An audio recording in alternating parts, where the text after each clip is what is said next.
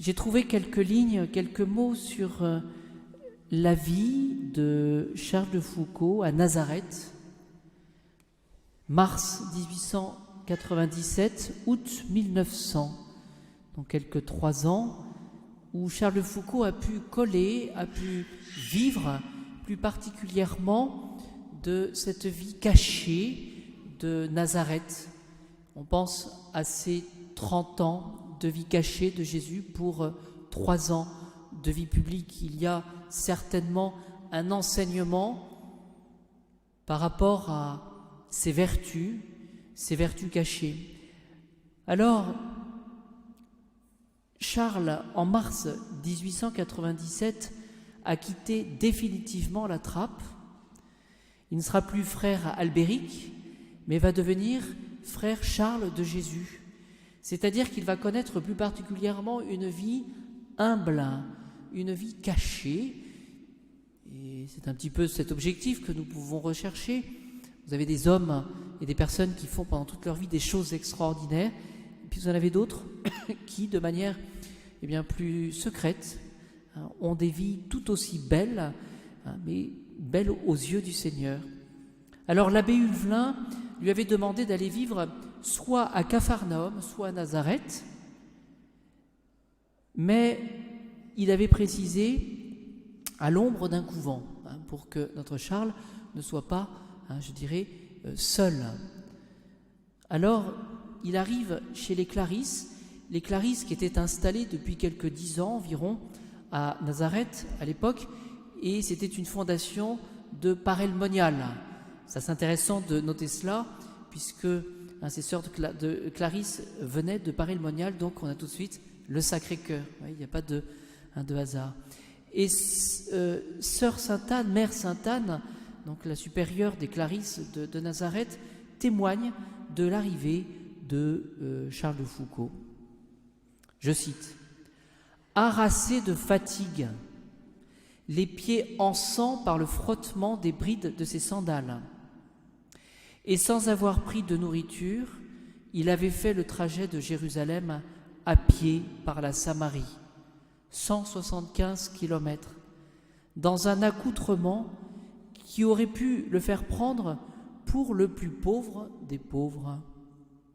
Mais le frère Jean ne se laissa pas tromper, dit-elle, par le déguisement du voyageur. » Et oui, Charles de Foucauld était connu, il était déjà passé, et quand il était encore explorateur, il avait fait montre de générosité par rapport à ces communautés, somme toute, assez pauvres. Voilà. Et donc, ce que nous pouvons retenir, c'est qu'à Nazareth, chez les Clarisses donc, il est admis comme le serviteur de la communauté. Comme serviteur. Il est là pour finalement servir, comme Jésus. Comme nourriture, dit la religieuse, il ne voulait qu'un seul morceau de pain sec à midi et le soir. Et la seule chose qu'il demandait, c'était son exigence, finalement, c'était d'avoir un peu de temps pour prier. Alors, je n'ai pas tout noté parce que ça serait beaucoup trop long, mais ce que j'ai trouvé amusant, c'est que Charles de Foucauld avait proposé de faire un peu de jardin dans le couvent, et dans sa déposition, la sœur religieuse, la mère supérieure, disait « Non, Charles de Foucauld n'était absolument pas du tout doué pour le jardin. » Voilà.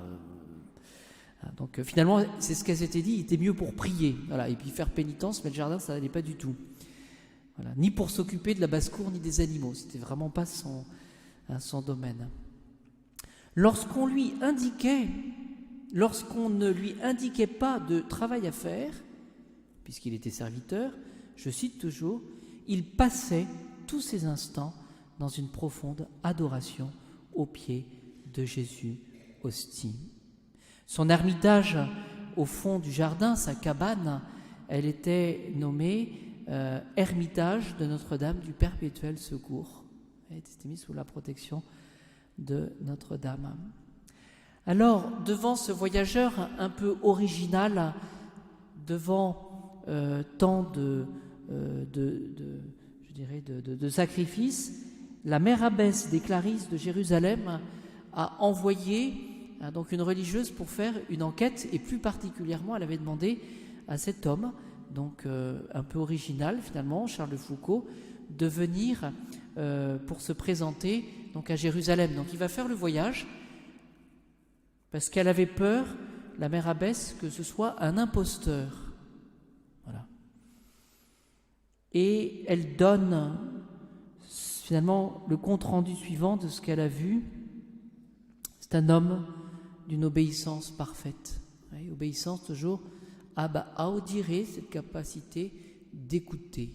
Voilà, je crois qu'on peut réfléchir aussi à ça. Voyez, cette capacité de tenir compte, voyez, d'une réalité, et puis d'obéir, d'écouter. Avec, dit-elle, une mortification extrême. Voyez, Charles de Foucauld a eu ce souci d'expier, d'être plus près de Jésus finalement, et d'expier certainement ses nombreuses fautes. Avec un amour intense, dit-elle, de la réelle pauvreté. Donc c'est vraiment cet esprit de dépendance. Vous voyez, on peut être très riche, mais en même temps avec cet esprit de dépendance, en étant pauvre, et c'est ce que le Seigneur nous demande. Voilà. Amour intense de la réelle pauvreté, du mépris et de l'humiliation. Donc demandons finalement ce soir à Notre-Dame que nous fêtons dans cette messe, eh bien demandons à Notre-Dame de nous aider avec Charles de Foucauld, Saint Charles de Foucauld, de nous aider à vivre eh bien, des vertus de cette vie cachée.